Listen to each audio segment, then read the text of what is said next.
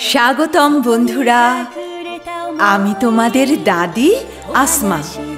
আমি আমার প্রিয় নাতি নাতনিদেরকে নিয়ে আধুনিক সৌদি আরবে থাকি।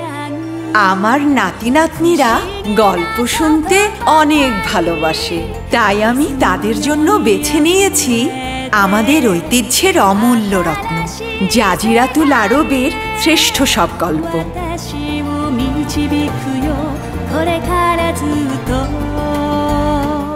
এসব গল্পে আছে আমাদের পূর্বপুরুষদের স্মরণীয় কীর্তি, বিস্ময়কর ইতিহাস আর মানবতার অমলিন স্মৃতি।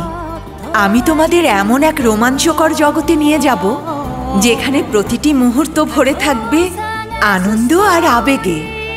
চলো তাহলে একসঙ্গে ঘুরে আসি।